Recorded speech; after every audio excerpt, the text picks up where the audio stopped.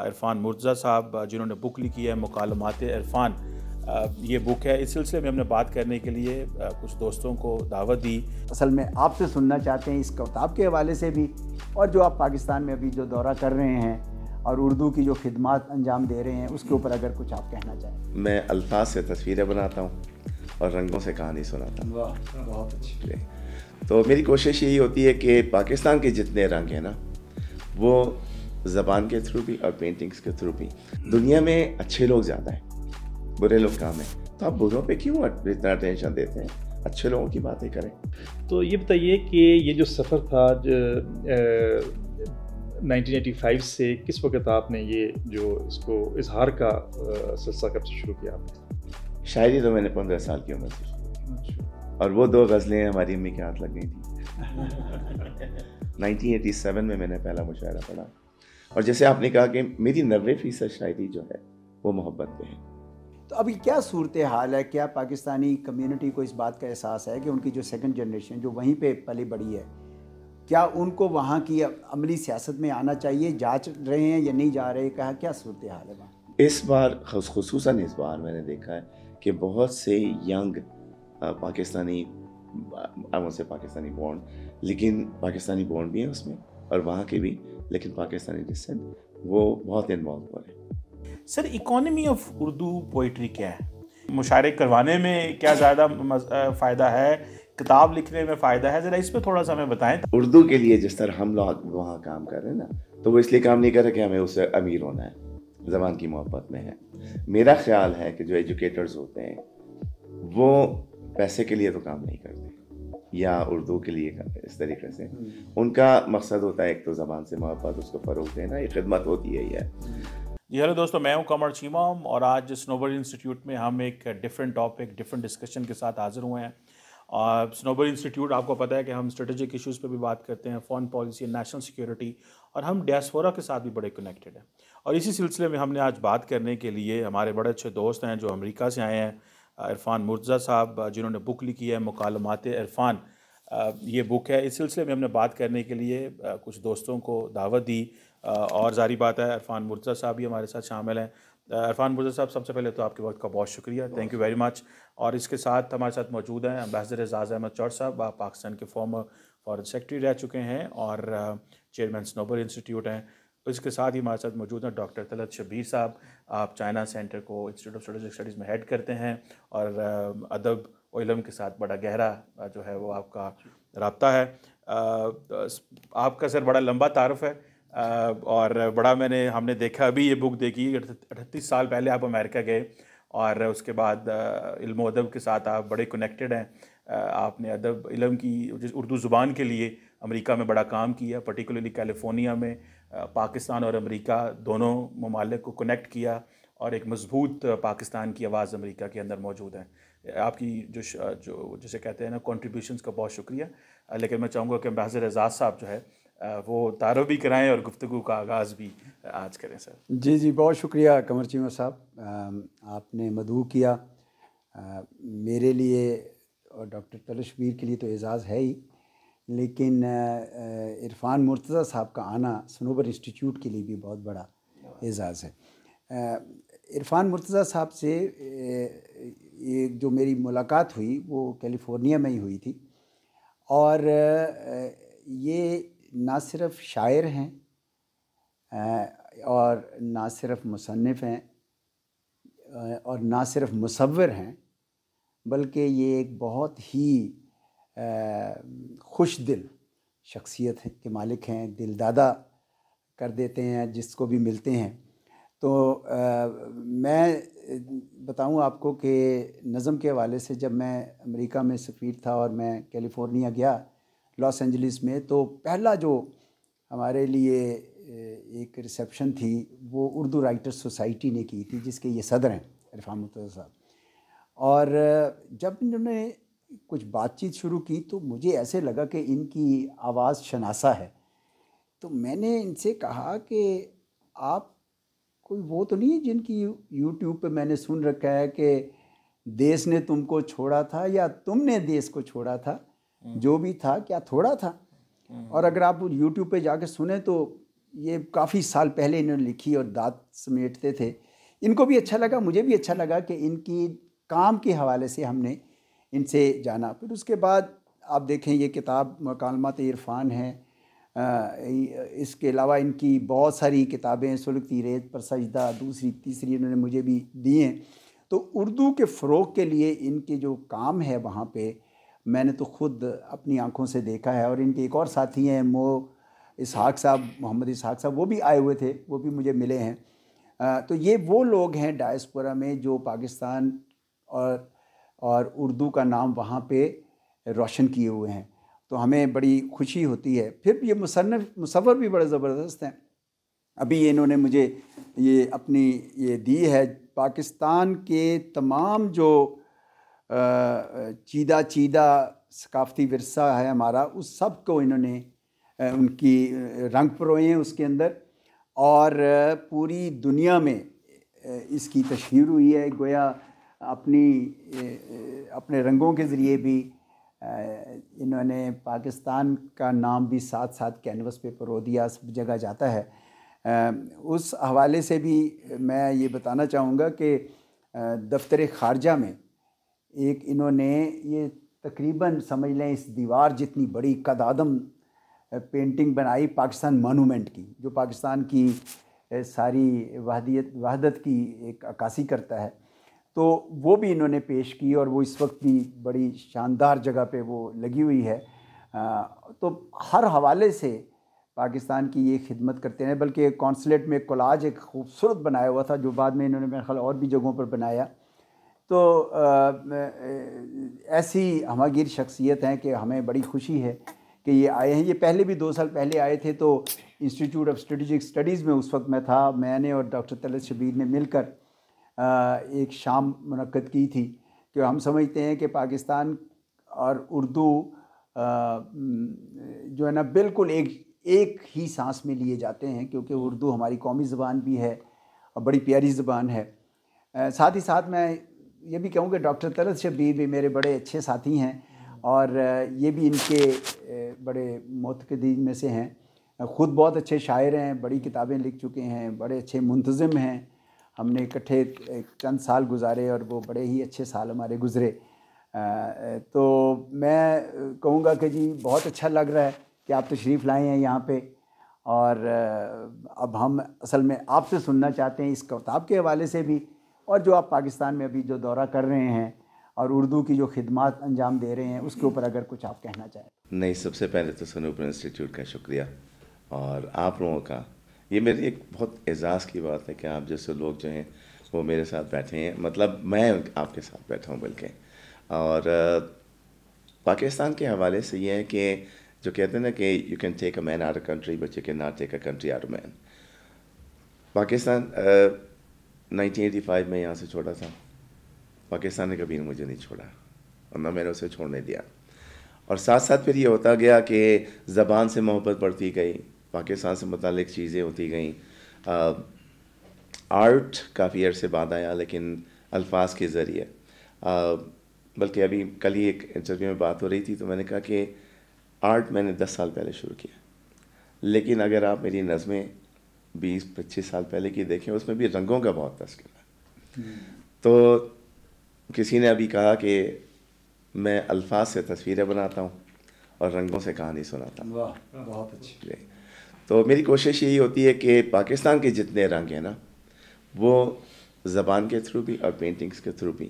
ابھی واپس جا کے ایک ہمارا ایونٹ ہے سر جس میں میری کوئی 14 پینٹنگز ہیں موہنجو-داڑو ہڑپہ اور ٹیکسلا سے متعلق, اور اس میں ہم کچھ ہسٹری کے پروفیسرز وہاں سے اور ہسٹری کے اسٹوڈنٹس ہم جمع کریں گے تاکہ اس پہ گفتگو کیلیفورنیا میں. اس لیے کہ ایک زمانے کی بات ہے, ہمارے ایک روم میٹ کی بحث ہو گئی تھی پروفیسر سے کہ انہوں نے کہا کہ موہنجو-داڑو جو ہے وہ انڈیا میں ہے. تو میں کہتا ہوں اس شخص کی, اس پروفیسر کی غلطی نہیں ہے, یہ غلطی ہماری ہے کہ ہم نے اس کو پروموٹ نہیں کیا. اور اتنی چیزیں ہیں ہمارے پاس پاکستان میں,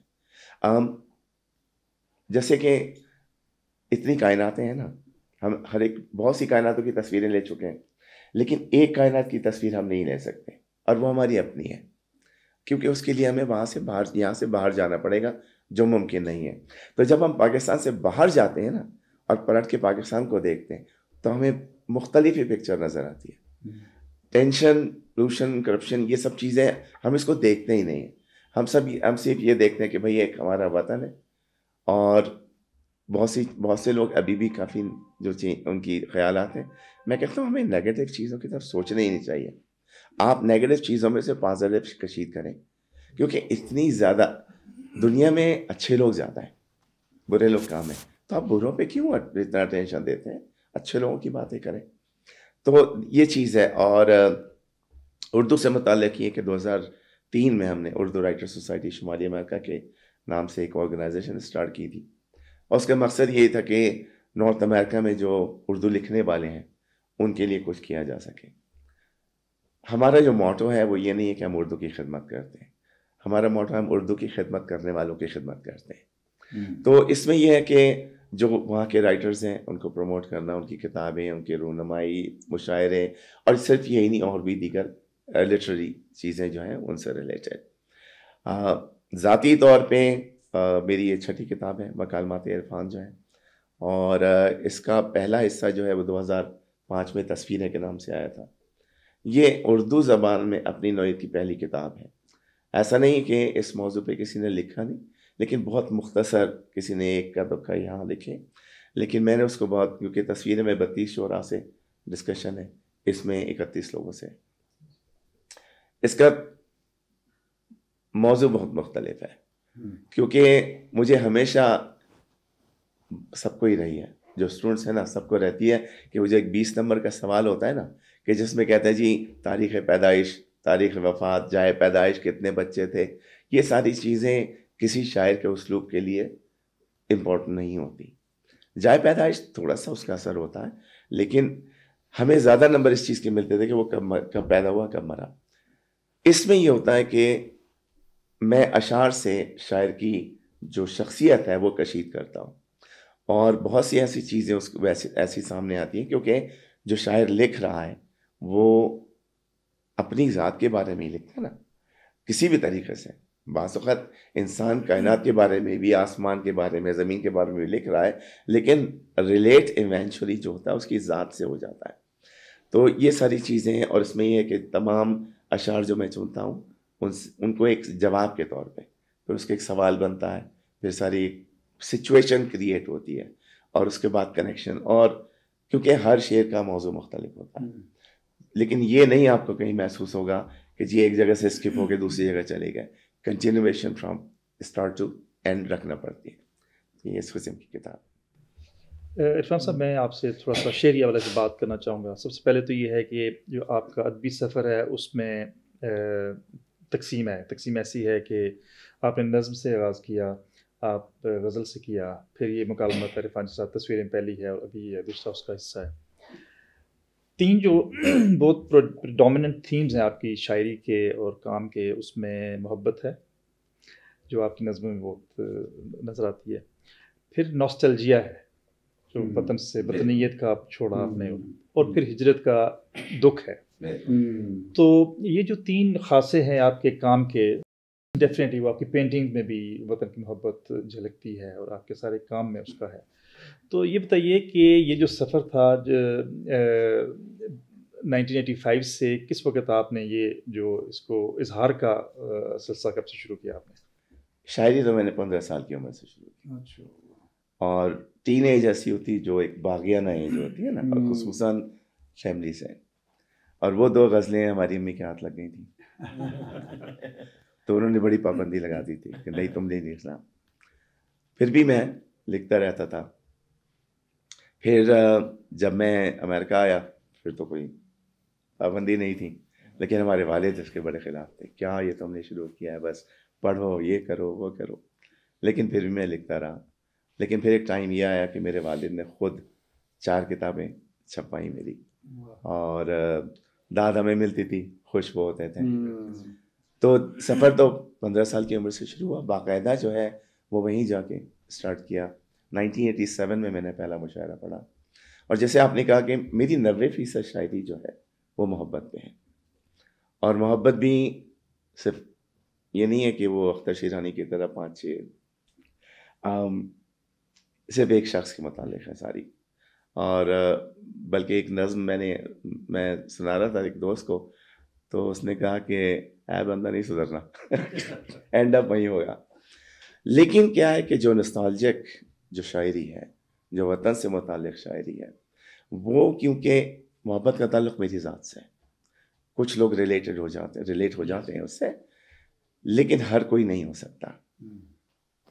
نسٹالجک وطن سے متعلق یہ ساری چیزیں جو ہیں, اس سے ہر شخص جو اپنے آپ کو وہاں محسوس کرتا ہے, پرانے گھر کے موسم میں ایک ایک مصرع یا تو آپ جی چکے ہیں یا جی رہے ہیں یا جینا چاہتے ہیں, تو اس 10% شاعری میں کہوں گا اس نے پوری 90% محبت کی شاعری کا احاطہ کر لیا.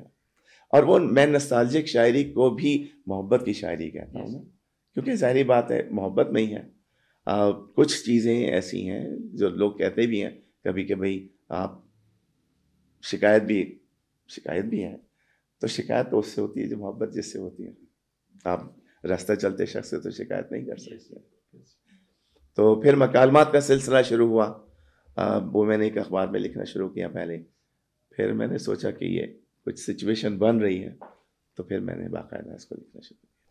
یہ جو مکالمات کی ہم ذرا بات کرتے ہیں, چونکہ آپ نے وہ جیسا بتایا, میں نے بھی کچھ پہلی تصویریں جو کتاب ہے آپ کی اس کو دیکھا کہ آپ نے شاعر جس صاحب نے بتایا کہ اس کی شاعری سے آپ کشید کر رہے ہیں جو تھیم ہے بیسیکلی شاعر کی شخصیت کو. تو یہ بہت اچھوتا خیال ہے ان اٹ سیلف کہ جی آپ شاعری کی پورا سفر, ظاہر ہے بہت سارا لوگ لکھتے ہیں اور شاعری ہوتی تو بیسیکلی ان کی شخصیت کا پرتو ہے جب آپ کرتے ہیں. تو یہ بہت اچھا خیال تھا. یہ خیال آپ کو اسپیسیفکلی کیسے آیا کہ مجھے شاعر کی کام سے اس کی شخصیت کو کشید کرنا ہے؟ سب سے پہلے میری ملاقات غالب سے ہوئی تھی. غالب ہمارے گھر آ گئے تھے اور بس اتفاق ہے کیونکہ کالم لکھا کرتا تھا میں ویکلی, تو ایک بس ذہن میں تھا کہ یار ہماری بھی کسی سے تو ملاقات ہونا. تو جب میں نے لکھنا شروع کیا تو مجھے خود بہت ایسا لگا کہ واقعی میں غالب کے ساتھ بیٹھا ہوں, ان سے باتیں کر رہا ہوں, علامہ اقبال کے ساتھ, میر کے ساتھ, داغ, جگر پانی. کچھ داغ ہمارے پڑوسی تھے, اقبال صاحب, علامہ اقبال ہمیں راستے میں مل گئے تھے. تو وہ اس قسم کی ساری سچویشن سب تصوراتی. بلکہ سر ہوا یہ یوم فیض تھا, میں فیض صاحب سے بھی نہیں ملا, تو میں نے مکالمہ پڑھا فیض صاحب پہ. تو خاتون آئی بعد میں کہنے لگی فیض صاحب باقی آپ کے دوست تھے. میں نے کہا خاتون شکر ہے جو ہمیں غالب نہیں ہے. تو یہ ہر چیز جو ہے وہ, اور بہت سے اس میں اس زمانے کے بھی لوگ ہیں, تو ان سے کتابوں کے ذریعے ہی گفتگو ہے.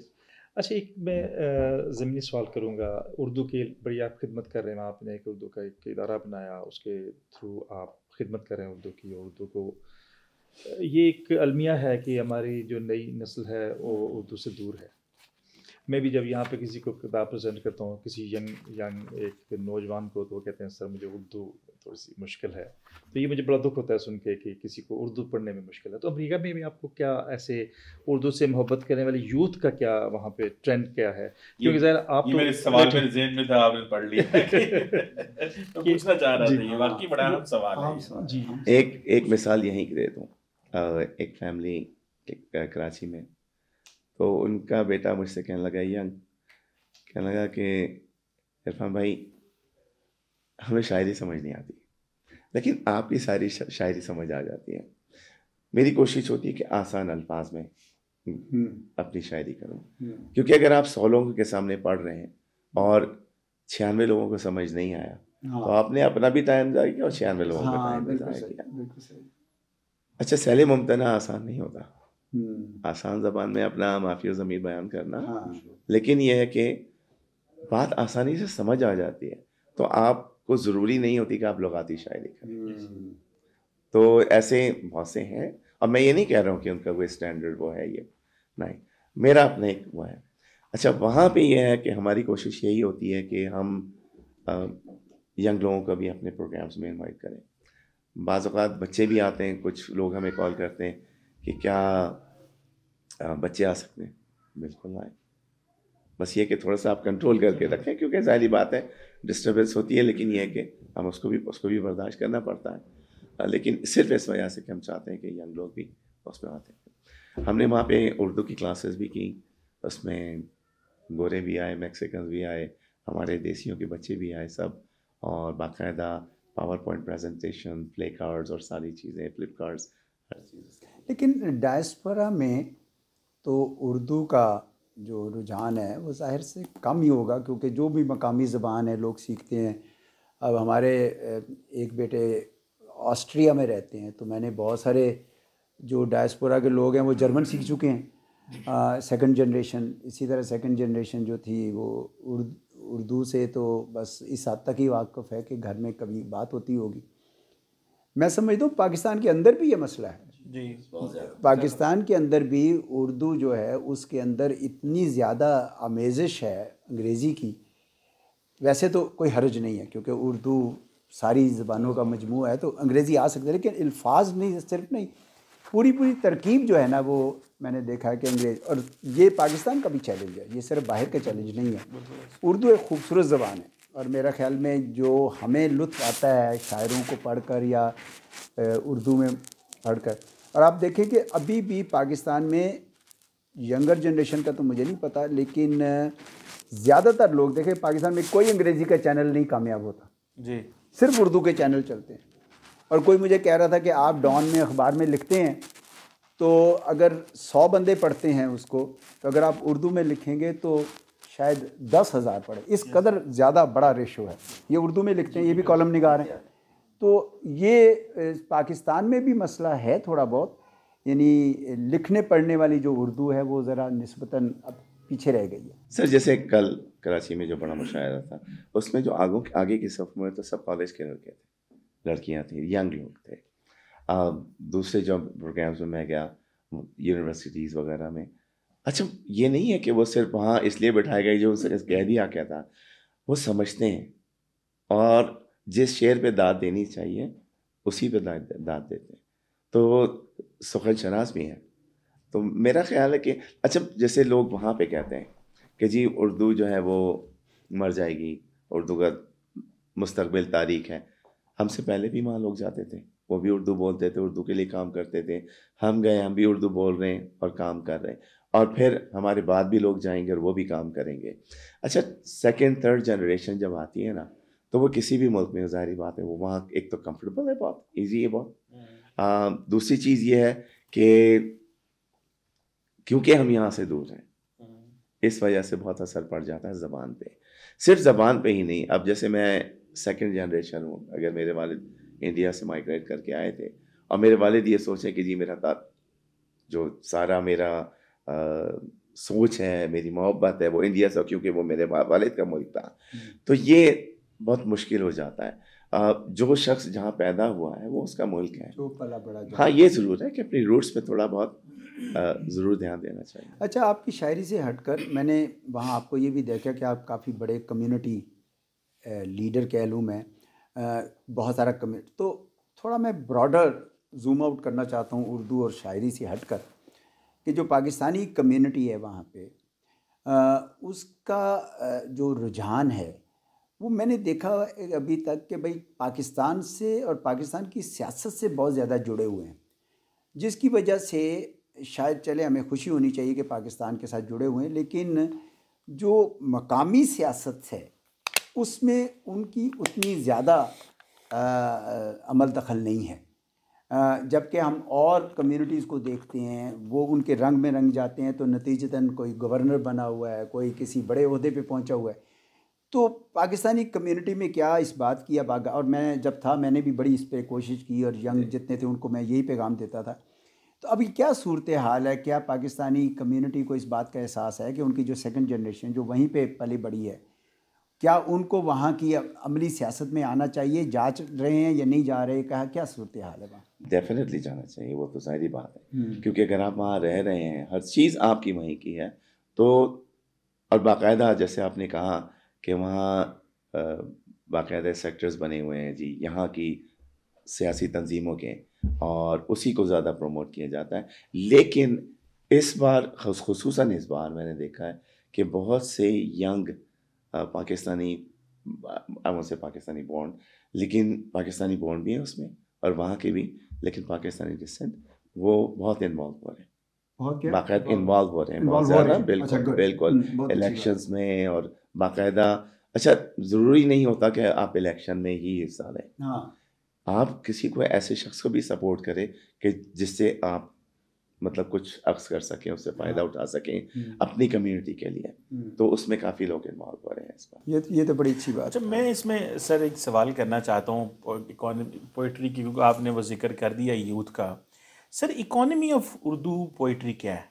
کیونکہ فار ایگزامپل آپ کیلیفورنیا سے آئے ہیں, وہاں پہ تو ہم تو جسٹ فار ایگزامپل میں مثال دوں سر, ہم سوشل سائنسز میں جیسے انٹرنیشنل ریلیشنز ہے, پولیٹیکل سائنس, تو آج کل ہم سوال کرتے ہیں کہ یار یہ جو بچے پولیٹیکل سائنس میں پڑھتے ہیں ان کا فیوچر کیا ہے, ان کو کہاں جاب ملے گی؟ تو ہمیں وہ تھوڑا مان پڑ رہا ہے, ہم آئی آر کو سمجھتے ہیں کہ بڑا ریلیونٹ ہے, جرنلزم بڑا ریلیونٹ ہے, یا کہیں نہ کہیں جابز مل جائیں گی. اردو کے حوالے سے فار ایگزامپل ہم کہتے تھے نا کسی کو یار ایم اے اردو کیا ہوا یا پی ایچ ڈی اردو کیا تو شاید آپ کو بڑی کم نوکریاں ملیں. تو اس کی جو اکانومی کیا ہے کہ اب فار ایگزامپل جو آپ نے کتاب لکھی, کیا اس سے لوگ سمجھتے ہیں؟ دیکھیں آپ نے کام تو وہ کرنا ہوتا ہے ایٹ لیسٹ جس سے آپ کو کچھ نہ کوئی ریونیو آپ کا لنک ہو, ورنہ آپ ایک حد تک اس کو کر پاتے ہیں اور آپ کا دھیان پھر اور چیزوں میں پڑ جاتا ہے, بیکاز آپ نے اپنے فکر معاش کی زیادہ فکر ہوتی ہے.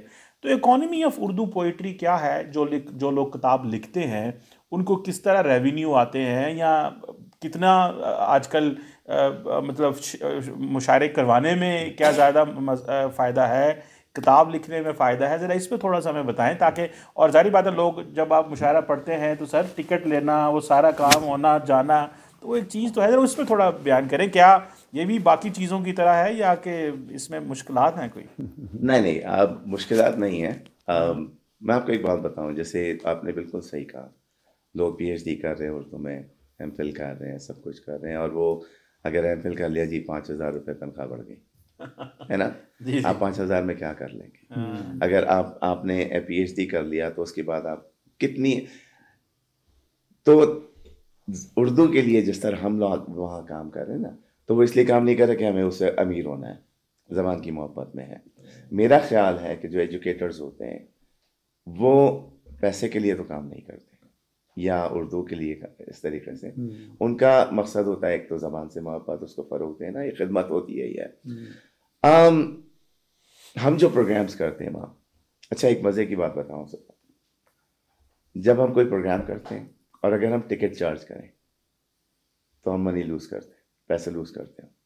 اگر ہم بغیر پیسوں کے اور انوائٹ کریں, باقاعدہ ڈنر کریں, سب کچھ کریں, وی میک منی. وجہ یہ ہے کہ پھر یہ ہوتا ہے جیسے کہ ہم کوئی میگزین نکالتے ہیں, اس میں ہمیں ڈونرز مل جاتے ہیں.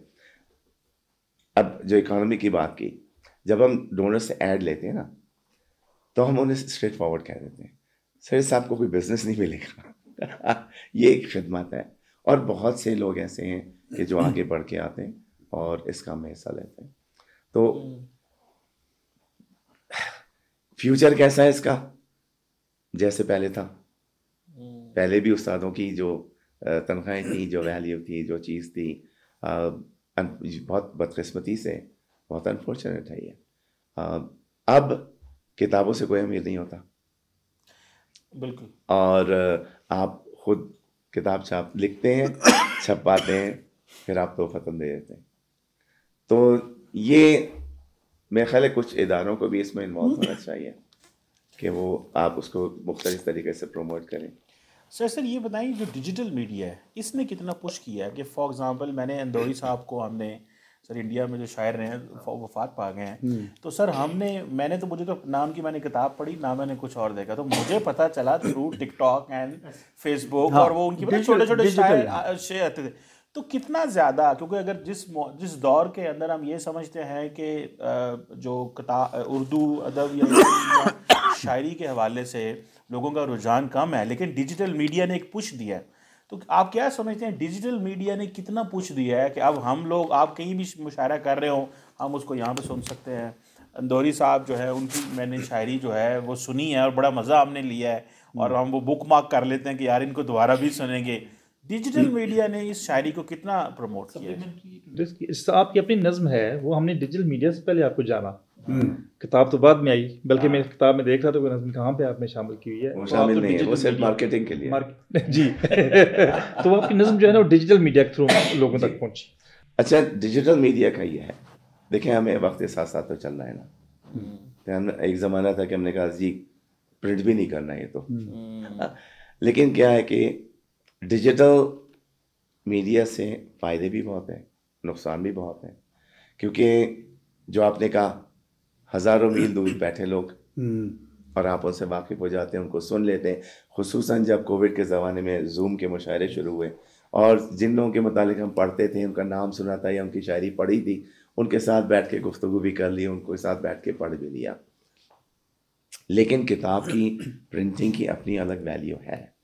میں تو کہتا ہوں جب تک یوں کر کے آپ صفحہ نہیں کھولے نا, کتاب پڑھنے کا مزہ نہیں آتا ہے نا, کیونکہ آپ آئی پیڈ پہ یوں کرتے رہیں گے, اس میں وہ مزہ نہیں آتا جو کتاب کھول کے پڑھنے میں.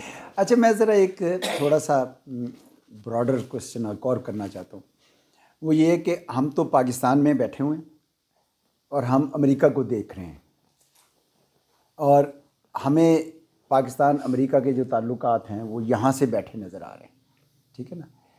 آپ وہاں بیٹھے ہوئے ہیں, آپ بھی وہاں سے پاکستان امریکہ کے نظر سے دیکھ رہے ہوں گے کہ پاکستان کیسا دکھ رہا ہے, کیا ہے. تو ہمیں تو آج کل پاکستان میں امریکہ کے لیے لو ہیٹ کا تاثر لگتا ہے. نہیں یہ بھی ہے, لیکن آپ آج لوگوں سے پوچھیں وہ آپ پڑھنا چاہیں گے یونیورسٹیز میں وہاں پہ؟ ہاں جانا چاہیں گے. آپ کے ڈاکٹرز جانا چاہیں گے؟ ہاں. اچھا جی آپ آئی ٹی کرتے ہیں, آپ سلیکان ویلی سے کنیکٹ ہونا چاہتے ہیں؟ بالکل ہونا چاہتے ہیں, دل و جان سے ہونا چاہتے ہیں. تو یہ جو لو ہے at people to people level, hate شاید ہو at government to government level, کیونکہ تاثر یہ ملتا ہے کہ امریکہ اپنے مطلب کے لیے کام کرتا ہے.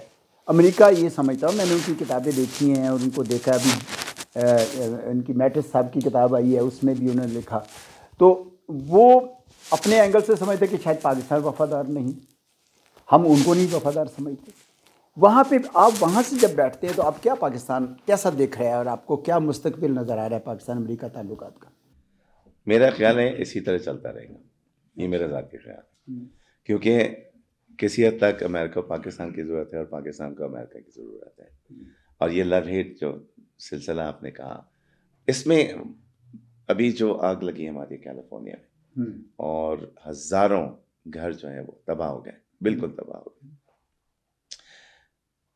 میں کہتا ہوں جتنی بھی نیگیٹو چیزیں ہیں زیادہ تر وہ گورنمنٹ لیول پہ ہیں. پیپل ٹو پیپل اگر آپ وہاں دیکھیں بہت اپریشیٹ بھی کرتے ہیں وہ, اور اس کے علاوہ پاکستانی کو بھی اپریشیٹ کرتے ہیں, پاکستان کو بھی اپریشیٹ کرتے ہیں. لیکن پرابلم یہ ہے کہ ہم نے پاکستان کو پروموٹ نہیں کیا صحیح طرح. ان کو بہت سے لوگ تو یہ سمجھتے ہیں پاکستان ڈیزرٹ ہے, ان کو یہ نہیں پتا کہ یہاں پہ K2 ہو, ان کو یہ نہیں پتا یہاں پہ جو وادیاں ہیں وہ کہاں ہیں, اور یہ ساری چیزیں ان کو نہیں معلوم. اور میں کہتا ہوں ہم زیادہ سے زیادہ اس کو پروموٹ کریں تو لوگوں میں اور زیادہ اویئرنیس بھی پیدا ہوگی. اچھا وہاں بیٹھ کے پاکستان کو دیکھنا بعض اوقات افسوس بھی ہوتا ہے, لیکن میرا خیال اب جیسے آپ نے کہا کہ وہ آئی ٹی کا اور یہ سب چیزیں, تو کہتے ہیں نا کہ اگلی صف میں جو بوڑھے لوگ بیٹھے ہوتے ہیں وہ بد دعائیں دے رہے ہوتے ہیں اور پیچھے والے ویزے کی دعا کر رہے ہوتے ہیں جو ینگ پیچھے بیٹھے ہوتے ہیں. وہاں پہ سر سلسلہ ایک یہ ہے کہ وہاں آگے بڑھنے سے صرف آپ کو ایک شخص روکتا ہے. یہاں پہ کئی لوگ روکتے ہیں, وہاں پہ صرف ایک شخص روکتا ہے, وہ آپ خود ہیں. آپ پہ منحصر کرتا ہے کہ آپ نے کہاں جانا ہے, اور کوئی بھی ایسا شخص نہیں ہے. بلکہ ابھی یہی بات ہو رہی تھی, نیوٹن کے متعلق بات ہو رہی تھی سر, کہ جب ویلاسٹی اور گریوٹی یہ سارے لاز اس نے دریافت کر لیے تو اس کی عمر 26 سال ہوئی ہے. کیلکولس اس نے 23 سال کی عمر میں دریافت کیا ہے. تو میں اپنی ایک فیملی کے ساتھ تھا, تو میں نے کہا یہاں پہ تو 23 اور 26 سال کے لڑکے ماں کہتی اٹھ جا بھائی, تو وہ مطلب اس طرح کہتا. تو میرے کزن نے اپنے بیٹے کو یوں دیکھا. تو ہمارے یہاں جو ہے نا, میرا خیال ہے ہمارے یہاں اپرچونیٹیز کم ہیں, اور پھر اس کو دیکھ کے پھر نیگیٹیوٹی بڑھتی جاتی ہے بچوں میں. کیونکہ میں اپنے دوستوں کو کہتا ہوں تم لوگ شن کے مارے ہو, ٹینشن, پولوشن, کرپشن. کیونکہ اطراف کا ماحول, ہم کیا کرتے ہیں کہ ہم اپنے اندر کے ماحول کو باہر کے ماحول سے کنٹرول کرتے ہیں, جبکہ ہمیں چاہیے ہم اندر کے ماحول سے باہر کے ماحول کو کنٹرول کریں نا. تو کیونکہ ہم ساری نیگیٹیوٹی انٹیک کر رہے ہیں, ٹی وی پہ خبریں دیکھ رہے ہیں, جو بھی ہے سب چیزیں, تو وہی باہر آنا ہے. تو میرا خیال ہے کہ پاکستان کا وہاں سے لوگوں کا جو نظریہ ہے وہ بہت اچھا ہے. میرا بھی یہی تاثر تھا کہ بھائی یہ جو آج کل بڑی بحث ہے نا, پاکستان کیسے چین اور امریکہ کا جو آپس میں مسابقہ ہے تو کیسے پاکستان اس میں سے چلے. تو بہت سارے لوگ سمجھتے ہیں کہ جی آپ کو چین کے ساتھ جڑ جانا چاہیے, جبکہ میں یہ کہتا ہوں کہ آپ نے ماضی میں ایک سپر پاور کے ساتھ جڑ کے دیکھ لیا تھا. آپ اپنے مفادات کے حساب سے تعلقات قائم کیجئے. اب امریکہ پاکستان جب آزاد ہوا تھا تو اس وقت امریکہ نے بڑی مدد کی تھی پاکستان کو پاؤں پہ کھڑے ہونے میں. اب کیوں بھول جاتے ہیں کہ ان کی جو گرین ریولوشن ہمارا امریکہ اس کا ہاتھ تھا. اتنے پاکستانی وہاں جا کے جو بستے ہیں, اپنا روزگار انہوں نے تلاش کیا ہے, وہاں پہ اپنی جگہ بنائی ہے. جس ڈاکٹر سے پوچھو وہ کہتا ہے میں U S M L E کر رہا ہوں اور اب میں جانا چاہ رہا ہوں وہاں پہ. اسٹوڈنٹس آج بھی ان کے یونیورسٹیز میں جانا چاہتے ہیں, آئی ٹی کے لوگ جڑے ہوئے ہیں. تو آپ صرف اور صرف اسٹریٹجک انٹرسٹ سے یا سیکیورٹی انٹرسٹ سے نہ دیکھیں نا, لوگوں کی اگر زاویے سے دیکھیں تو امریکہ بہت اہم ہے, چین بھی بہت اہم ہے, ہمارے کئی حوالوں سے بہت اہم ہے. تو بہرحال یہ تو میرا ایک مشاہدہ. سر آپ نے ایک جملہ کہا ابھی کہ امریکہ اپنے مفاد کے بارے میں سوچتا ہے, غلط کرتا ہے. سب کرتے ہیں, سارے ہم بھی تو اپنے مفاد کے بارے میں سوچتے ہیں, اور میرا خیال ہے ہمیں اپنے مفاد کے بارے میں سوچنا چاہیے, کیونکہ جب تک آپ اپنے آپ سے لو نہیں کر رہے نا, آپ کسی اور سے لو کر نہیں سکتے. جب تک آپ اپنی ٹیک کیئر نہیں کر رہے, آپ دوسروں کی. دیکھیں جہاز میں بیٹھتے ہیں نا تو کہتے ہیں جب آکسیجن ماسک کرے تو پہلے اپنے لگائیں, بعد میں اپنے بچے کے لگائیں. تو ہمیں چاہیے کہ اپنے متعلق پہلے سوچیں. کوئی بھی حکومت ہے اس سے تعلق میرا خیال ہے بیلنس کر کے رکھنا چاہیے. عرفان صاحب جو ہم بات کرتے ہیں نا امیج کی, یا ہم جیسے ہم پاکستان کے سافٹ امیج کی بات کرتے ہیں, اور یہ صرف امریکہ سے متعلق ہے, یہ تو دنیا بھر میں ہمارا امیج ہے. آپ چونکہ مصور ہیں اور آپ پاکستان کی سبھی آپ کی ہم دیکھ رہے ہیں کہ اس میگزین میں آپ پاکستان کی ہیریٹیج کو فوکس کریں, تو آپ کیا سمجھتے ہیں کہ ہم سافٹ امیج کو ٹھیک کرنے کے لیے, کیونکہ اب میرا ایک تجربہ امریکہ میں ہوا جب میں وہاں پہ تھا کہ انہوں نے مجھے کہا کہ آپ ایک پاکستان کی ریپرزنٹیشن دیں, تو میں نے پکٹوریل پریزنٹیشن دی, میں نے ساری تصاویر دکھائیں, رائٹ فرام K2, پہاڑ, ساحل, صحرا, پلین, سارا. تو وہ جو لوگ وہاں بیٹھے ہوئے تھے آڈینس میں, وہ دے ور امیزڈ کہ یہ پاکستان ہے, آپ نے کیسا ہی, میں نے فیشن دکھایا, بسنت دکھائی, اور سارے اس تک. تو آپ کیا سمجھتے ہیں کہ سافٹ امیج کو ہمیں دنیا بھر میں امپروو کرنے کے لیے کیا کرنا چاہیے, اور یہ جو اسپیسیفکلی آپ کی مصور ہونا ہے, اس کا ایسی وہاں پہ کیسے ہم بتا سکتے ہیں لوگوں کو by just showing them good Pakistan? Sir دیکھیں, سافٹ امیج کی جب بات آتی ہے نا, تو ہم لوگ وہاں پہ یہ سمجھتے ہیں کہ پاکستان کو وہ ایک ایکسٹریمسٹ اسلامک اسٹیٹ کی طرح دیکھتے ہیں. تو اس کو بیلنس کرنے کے لیے ہم کیا کرتے ہیں, کانسرٹس کرتے ہیں, سنگرز بلاتے ہیں, ڈانسز ہوتے ہیں اسٹیج پہ کہ جی نہیں جی یہ ہمارا سافٹ امیج ہے. میرا خیال ہے بہت غلط امیج ہے. ہم اپنا وہ ہمارا کلچر نہیں ہے, ٹھیک ہے نا. جو ہمارا کلچر ہے وہ دکھائیں, ٹھیک ہے. جو قبائلی اور جو ہمارے صوبائی ڈانسز ہیں, جو کپڑے ہیں ہمارے, جو رنگ ہیں ہمارے, وہ سب چیزیں دکھائیں کہ بھائی یہ ہم ہیں. ہر ملک دکھاتا ہے ایسے, کسی بھی ملک میں چلے جائیں وہ آپ کو دکھاتا ہے. پینٹنگ جیسے آپ نے پکچرز کے ذریعے کہا نا, یہ اویئرنیس ہے کہ لوگوں کو بتایا جا رہا ہے کہ بھائی یہ ہم ہے. اس کے علاوہ ڈاکیومنٹریز, اس کے علاوہ یہ جو آپ لوگ پروگرامز کرتے ہیں, یا سوشل میڈیا تو اتنا پاورفل ہے, اس کے ذریعے آپ, میں دیکھتا ہوں بہت سی ڈاکیومنٹریز پاکستان سے متعلق جو ینگ لوگ بنا رہے ہیں, بہت خوبصورت بنا رہے ہیں. میں آپ کو بتاؤں, کراچی میں جس دن 24 سال میری عمر ہوئی تھی تو میں کراچی سے چلا گیا تھا. مجھے چوکھنڈی کا قبرستان نہیں پتا تھا. 500 سال پرانا کراچی کے بالکل مڈل میں ہے, اور اتنی خوبصورت قبریں ہیں. تو میں نے اس کی ویڈیو بنا کے پھر یوٹیوب وغیرہ پہ ڈالی, وہاں لوگوں کو دکھائی کہ بھائی یہ ہماری ہیریٹیج ہے, ہمارے یہاں یہ بھی ہوتا ہے. تو صرف ایکسٹریمزم نہیں ہے. اچھا, بہت سے کہتے ہیں فنڈامنٹلزم, میرا خیال ہے being a fundamentalist it's a good thing because you are following it. Extremism of course is bad in anything. تو سافٹ امیج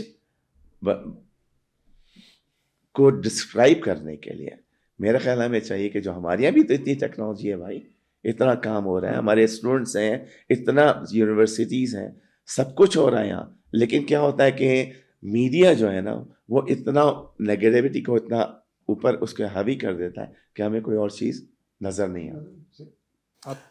میں سر ایک سوال کرنا چاہ رہا تھا. آپ نے شروع میں کہا کہ آپ کی جو شاعری ہے وہ 90% رومانٹک, میرا خیال آپ نے یہی, ہم جائیں گے وہاں کیا؟ ہاں لیکن جب میں پوچھنا چاہتا ہوں کہ آج کل زیادہ جو مزاحیہ شاعری کو زیادہ داد ملتی ہے یا رومانٹک کی زیادہ ویلیو ہے, کیونکہ دیکھنے جو سوشل میڈیا سر یا ڈیجیٹل میڈیا سے پتہ چلتا ہے وہ تو پتہ چلتا ہے مزاحیہ شاعری جو ہے اس کے شاعر پاپولر ہو رہے ہیں.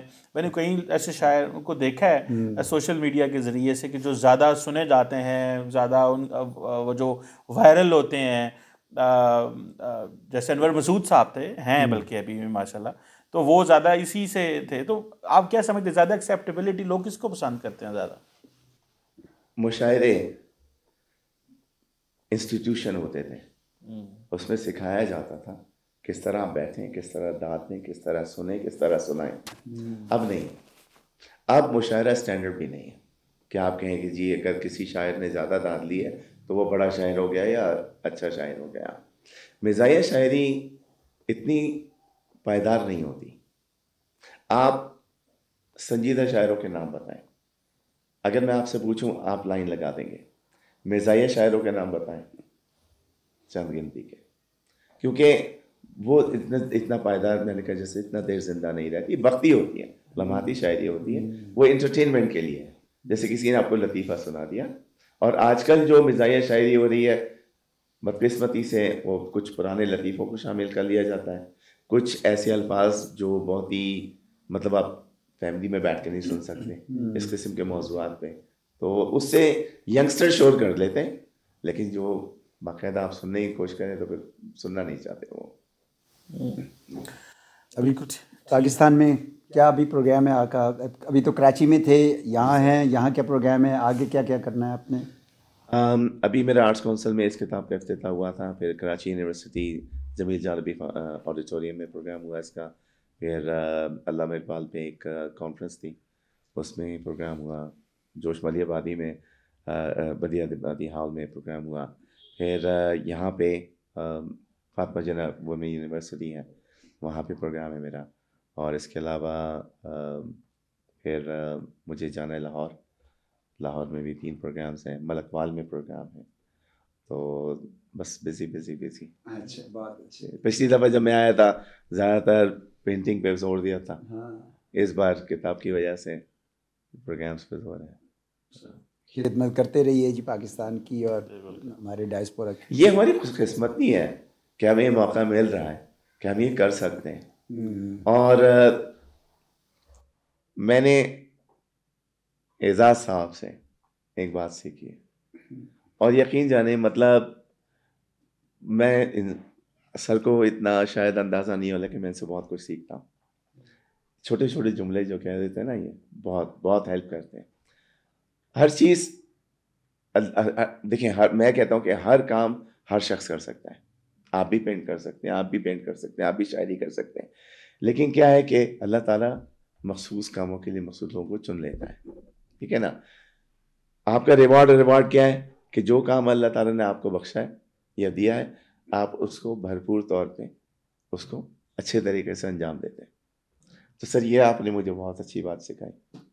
اور بلکہ ابھی پچھلے دنوں کی جیسی سچویشن تھی تو میں نے سر سے ایک سوال کیا کہ بعض اوقات انسان کو ہوتا ہے کہ بھئی کاش میں کچھ اور کرتا, تو اعزاز صاحب نے بڑا اچھا جواب دیا. اور میں مطلب یہ تھا کہ میری جو تھاٹ پروسیس تھا وہ ایک دم ایسا تھا نا ایجیٹیٹنگ, لیکن وہ جملہ پڑھ کے ایک دم یہ ہو گیا کہ جو کام اللہ نے تعالیٰ نے مجھے بخشا میں نے کر دیا, اور جو نہیں کر پایا وہ اللہ تعالیٰ نے مجھ سے کروانا ہی نہیں تھا.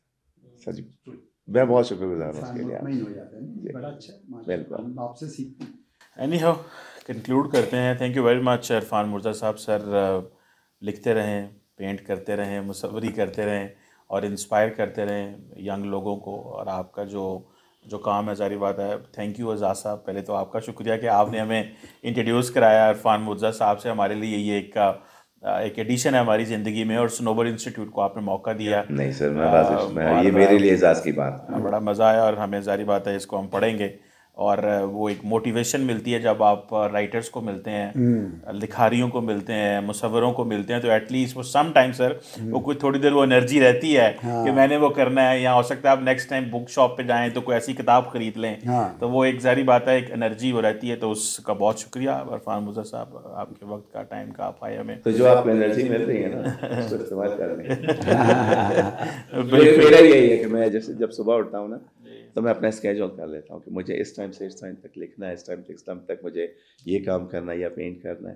اور ٹھیک ہے کچھ منٹ ادھر ادھر ہو جاتے ہیں, لیکن کوشش ہوتی ہے کہ وہ کام نمٹ جائے. بالکل. تھینک یو امبیسڈر اعزاز صاحب, بہت شکریہ. ڈاکٹر طلعت شبیر صاحب, بہت شکریہ. آپ سب کا بہت شکریہ. Thank you very much for watching this episode at the Sanobar institute. دیکھنے کا بہت شکریہ.